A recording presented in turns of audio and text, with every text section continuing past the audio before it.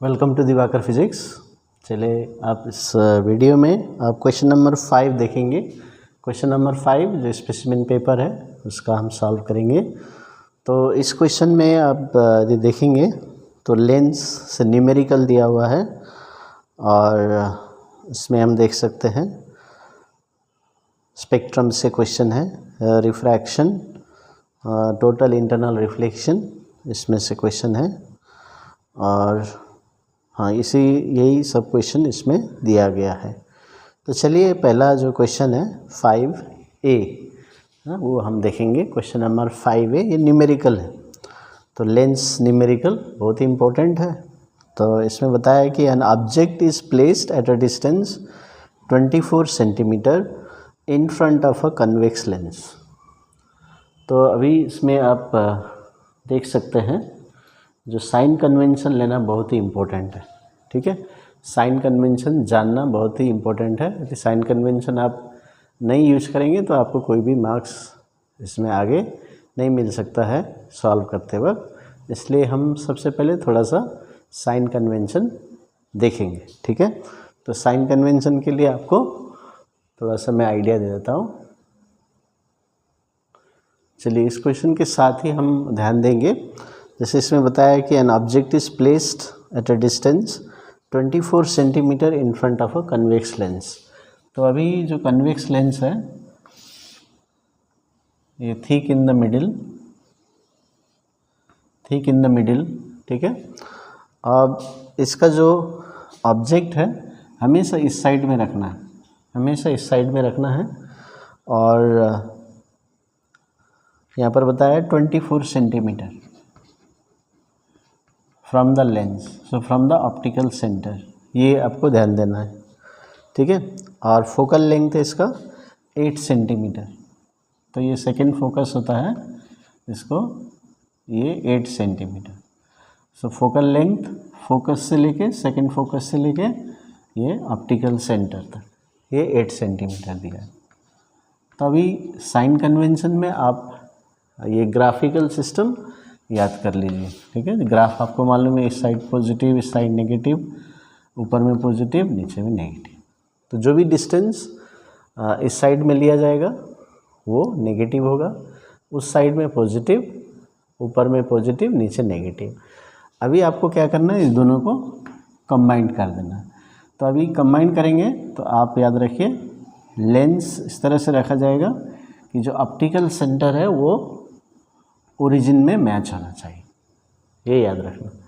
अभी देखिए अभी ये ओरिजिन है, तो अब इस साइड जो 24 है तो ये नेगेटिव साइड में है, क्योंकि ऑब्जेक्ट हमेशा लेफ़्ट साइड में रखा जाएगा।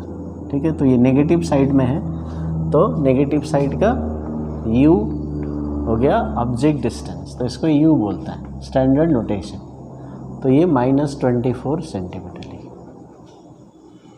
अभी फोकल लेंथ दिया है, फोकल लेंथ देखिए उस साइड में है, यानी कि इस साइड में फोकल लेंथ होगा कन्वेक्स लेंस, तो उस साइड में मतलब पॉजिटिव, तो +8 सेंटीमीटर।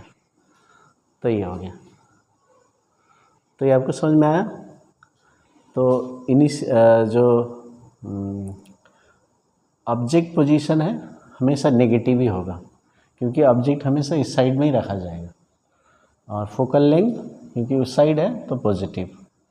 इसलिए अब यदि इमेज इधर ही बनता है तो नेगेटिव लिया जाएगा, और उधर बनता है तो पॉजिटिव लिया जाएगा।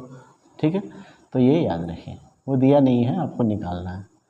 तो अभी पहला क्वेश्चन है, what is the nature of the image so found. तो इसको जब नेचर पूछा जाता है तो आपको m निकालना है। ठीक है, m, लेकिन यह m का जो फॉर्मूला है v/u है ना, v/u। तो ये जो फॉर्मूला है इसमें u तो दिया है, v नहीं दिया है, तो इसलिए हम क्या करेंगे, v पहले निकाल लेंगे। तो फॉर्मूला है 1/f = 1/v - 1/u। तो ये हम पहले निकाल लेते हैं v, फिर उसके बाद इसमें पुट करेंगे, और यदि नेगेटिव आया, m नेगेटिव है तो रियल इमेज, और m पॉजिटिव है तो वर्चुअल इमेज। तो ऐसे करना आपको। ठीक है, तो ये हो गया तो इसको सॉल्व कर लेते हैं पहले। सो 1/v,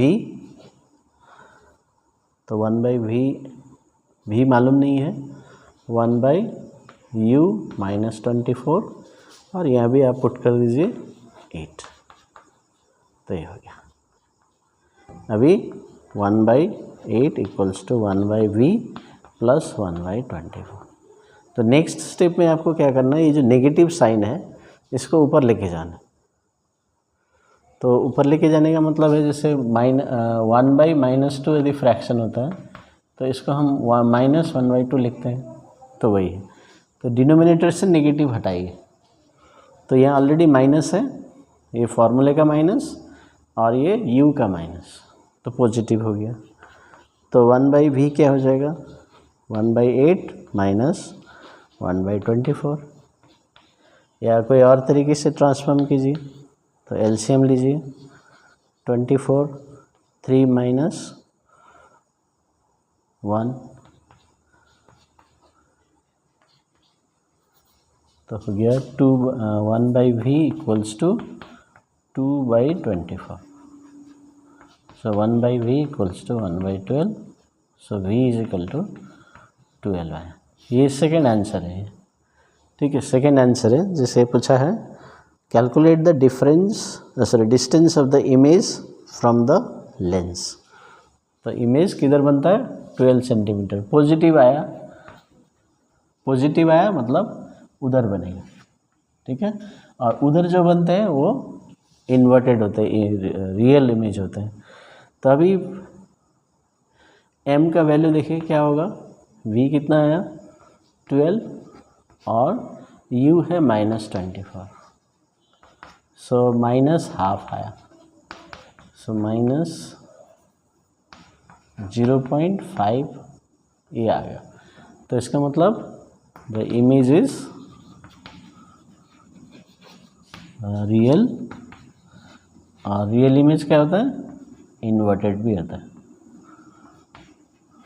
तो रियल इन्वर्टेड, ये फर्स्ट आंसर हो गया और ये सेकेंड आंसर हो गया, ठीक है। ये फर्स्ट आंसर, इसके बाद ये आप ये लिख देना ये।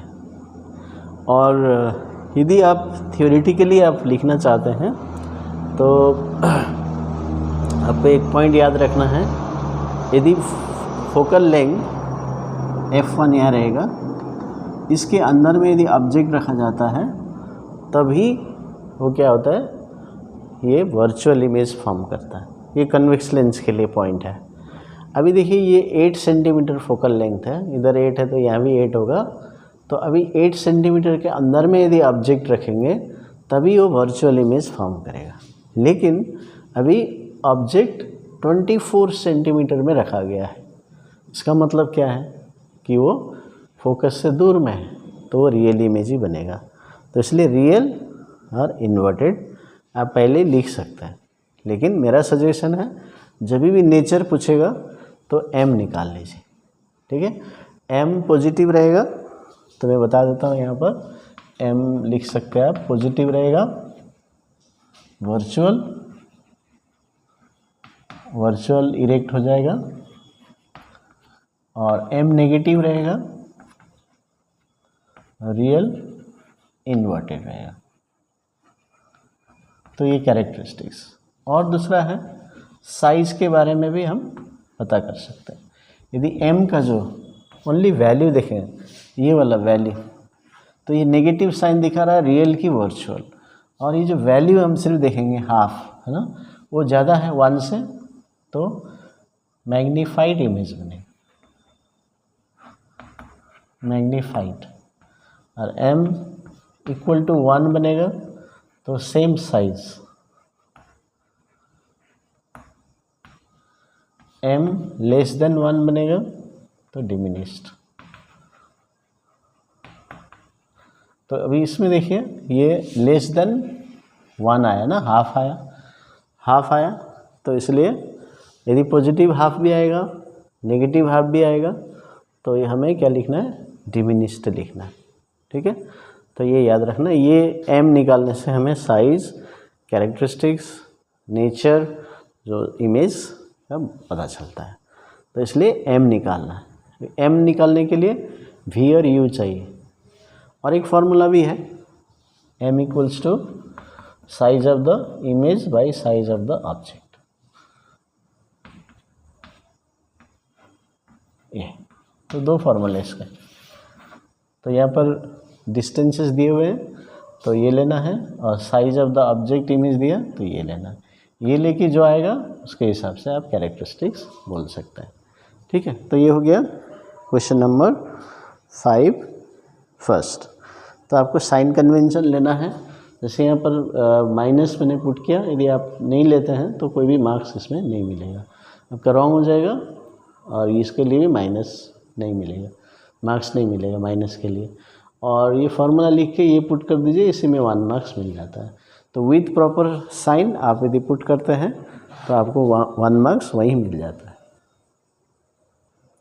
तो चलिए नेक्स्ट क्वेश्चन में हम जाते हैं। नेक्स्ट क्वेश्चन में, when sunlight passes through water droplets in the atmosphere, it gets dispersed into its constituent colors, forming a rainbow.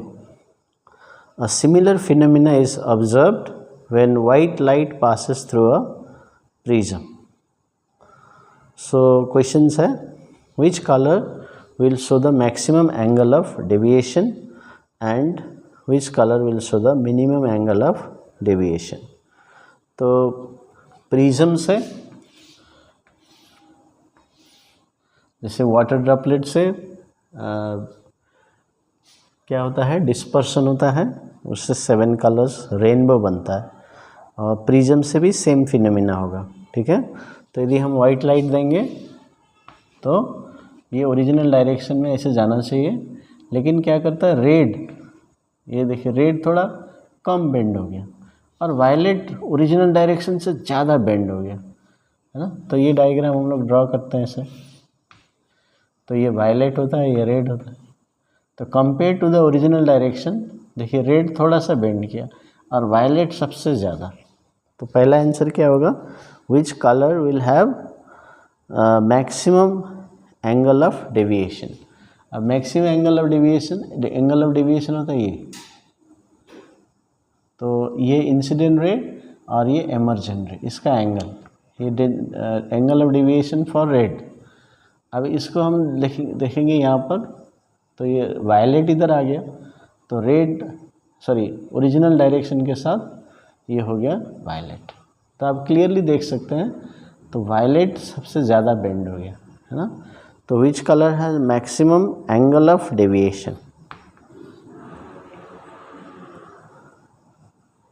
तो कौन सा आंसर होगा आप बताइए। So violet. और उसका which colour will show the minimum angle of deviation, red. So violet maximum minimum red. Second part है, ये ए पार्ट, ये B part. If instead of sunlight green colour rays pass through a glass prism, what will be the colour of the emergent ray. अभी ये जो white light होता है, white light में 7 colours mixed रहते हैं, तो इसलिए प्रिज्म क्या करता है, उसको डिस्पर्स कर देता है, स्प्लिट कर देता है। ऐसा नहीं है कि प्रिज्म कलर बनाता है, तो आपको यही टेस्ट करता है ये क्वेश्चन कि prism does not produce colour. White light देंगे तो 7 कलर्स आएंगे, क्यों, क्योंकि white light is made of 7 colours. अभी इसमें ग्रीन देंगे तो सिर्फ ग्रीन ही निकलेगा, यहाँ से रेड देंगे तो रेड ही आएगा। तो if instead of sunlight that is white light a green color ray is passed, then what will be the color of the emergent ray? तो ये ग्रीन हो जाएगा। ग्रीन देंगे तो ग्रीन ही निकलेगा, ग्रीन और रेड देंगे तो ग्रीन और रेड निकलेगा, वायलेट और रेड देंगे वायलेट और रेड निकलेगा, वाइट देंगे 7 कलर्स, ग्रीन देंगे ग्रीन निकलेगा। Prism does not produce colour. ठीक है, तो ये कहने का मतलब है। अभी नेक्स्ट जो क्वेश्चन है पार्ट 3, तो ये 5 का सेकेंड पार्ट था 3 मार्क्स का। अभी थर्ड पार्ट में तो 3 लिखना, वायलेट रेड ग्रीन, 3 मार्क्स आपको मिल जा रहा है। 1 वर्ड, डायग्राम का ज़रूरत नहीं है, मैंने सिर्फ आपके लिए बनाया समझाने के लिए। एग्ज़ाम में डायग्राम का कोई ज़रूरत नहीं है, सिर्फ ये लिखना है। अभी नेक्स्ट भी डायग्राम बेस्ड क्वेश्चन है। तो ये ग्लास ब्लॉक दिया है और यहाँ पर एक ऑब्जेक्ट, सोर्स ऑफ लाइट। अभी एक स्टूडेंट क्या करता है, यहाँ से कुछ रेज लेता है, तो ये लेता है इधर और ये ऐसे चले जाएगा। तो नॉर्मल बना के उसको C लिखता है, इसको S, इसको T, ठीक है। Rays S and T। अभी दूसरा रे इधर लेते हैं और नॉर्मल खींच के एक रिफ्लेक्ट कर देते हैं, तो ये हो गया R, ये U और ये रिफ्रैक्टेड रे, ये हो गया Q। और यहाँ मिरर रखा है, नॉर्मल, फिर ये रिफ्लेक्ट करेगा, ये P हो गया। ये A दिया है, ये B दिया है, ये E दिया है, O S T C ये दिया। तो ये आपको रिफ्रैक्शन रिफ्लेक्शन दोनों इस डायग्राम में ये दिया गया है। अभी क्वेश्चन है, complete the table using the labels and the figure. तो जैसे यहाँ पर एक सैम्पल भी दिया गया है ना, जैसे आप देख सकते हैं। आप अपने क्वेश्चन पेपर में देखिए, आपको लिखना है angle of reflection on the mirror. तो ये खुद एक सैम्पल दिया है A।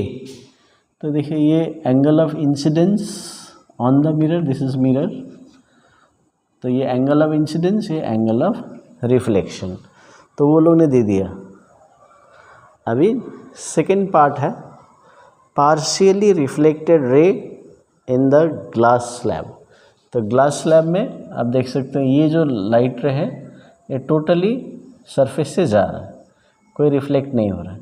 अभी इस केस में यदि हम देखते हैं तो ये जो रे है ग्लास से एयर में आ रहा है, तो ये रिफ्रैक्ट हो रहा है, साथ ही साथ इधर रिफ्लेक्ट भी होगा, partial reflection by the surface of separation. तो आपका B आंसर होगा U, ठीक है। सिर्फ एक लेटर लिखना है, आइडेंटिफाई करना है, U partially reflected ray. Third part है क्रिटिकल एंगल। देखिए क्रिटिकल एंगल क्या होता है, यदि उस एंगल से डेंसर से रेडर मीडियम में जाता है तो वो सरफेस से जाएगा और एंगल ऑफ रिफ्रैक्शन आपको 90 डिग्री बनाएगा। तो इसलिए जो क्रिटिकल एंगल ये C होगा।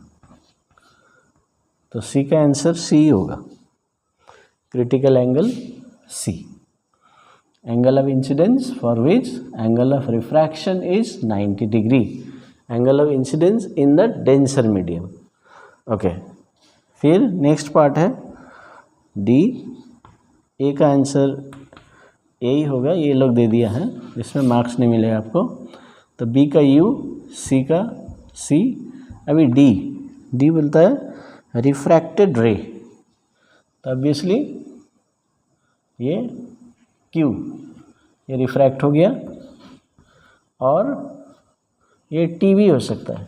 अभी देखिए यहाँ पर और रिफ्रैक्टेड रे, तो आपको भी एक लिखना है, रिफ्रैक्टेड रेज नहीं बोला है, तो और रिफ्रैक्टेड रे, तो आप T भी लिख सकते हैं और Q भी लिख सकते हैं, दोनों में से एक लिखिए। Next, angle of refraction of the रे R। Angle of refraction of the रे R, ये जब रिफ्रैक्ट होता है, ये रिफ्रैक्टेड रे है, तो रिफ्रैक्टेड रे जो नॉर्मल के साथ एंगल बनाता है ना, वो हो गया एंगल ऑफ रिफ्रैक्शन। अभी इसमें वो लोग ने कोई नेमिंग नहीं किया है, लेकिन ये एंगल ऑफ रिफ्रैक्शन है। इसके पास में देखिए E दिया हुआ है, तो हम इसको 90 माइनस E लिखना है, ठीक है, क्योंकि यहाँ कोई नाम यदि यहाँ पर F होता, कुछ भी होता, तो वही हम लेटर लिख देते, लेकिन यहाँ कुछ भी नहीं दिया है। So according to the sample answer हमको A B C D से लिखना है, लेकिन यहाँ पर कुछ नहीं दिया हुआ है, लेकिन ये E होगा तो ये एंगल ऑफ रिफ्रैक्शन है, क्योंकि ये नॉर्मल, ये टोटल 90 डिग्री, तो ये r = 90 - e। तो ये हुआ आंसर। ठीक है, इस तरह से हम समझ सकते हैं। तो देखिए वेरी बेसिक क्वेश्चंस, आपको रिफ्रैक्टेड रे कौन सा है, क्रिटिकल एंगल कौन सा है, तो ये सब अच्छे से सीखना है, लेवलिंग, उसका नेम्स है ना, अच्छे से सीखना है। तो ये टेस्ट करना चाहता है इसे, तो इस तरह से आप भी रिवाइज कर सकते हैं। Thank you.